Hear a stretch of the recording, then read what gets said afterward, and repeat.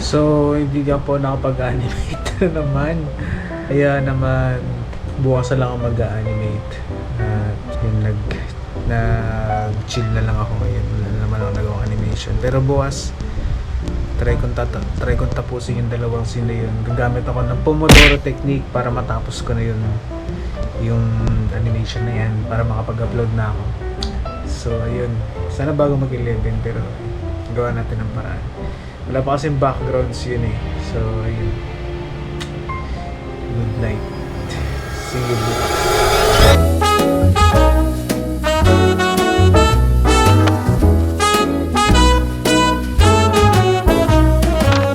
It's night in the city, and I'm on my way back home. Humming on my favorite ditty, swinging like Natalie Cole.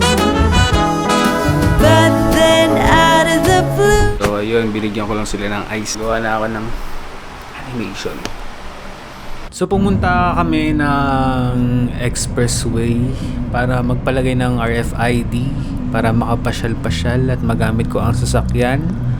At ayun lang, at nung nakapagpalagay na kami, konting road trip lang.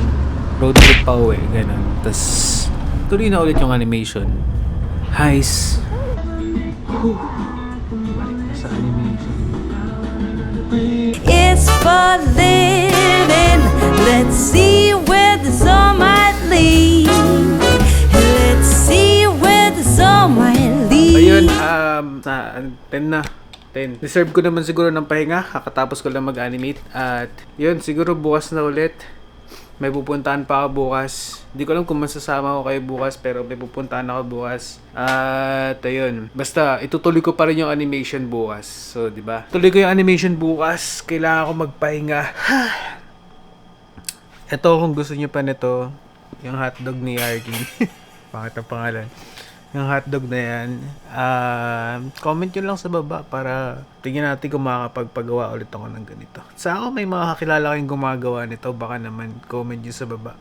O kaya email nyo ako, no, para makaproduce tayo ng ganyan. So, ayun lang. Maraming salamat sa mga nanood at sumama sa, hindi ko alam, good day in the life ba yung ginawa ko or parang ewan. So, ayun. Puro kwarto lang makikita niya. Pero next time, try ko magdagdag ng mga shots ng wala sa kwarto para di naman nakakaumay. Ayun.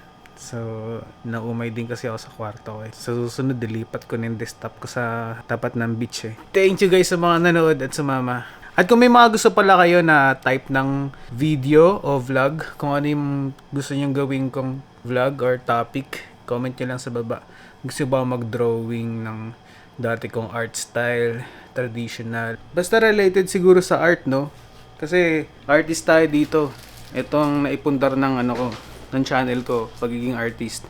So kung ano yung mga pwedeng gawin ng pagiging digital artist o animator, comment nyo lang sa baba para magkaroon din syempre tayo ng ibang activity dito sa channel na to. So yun lang, maraming salamat, bye bye.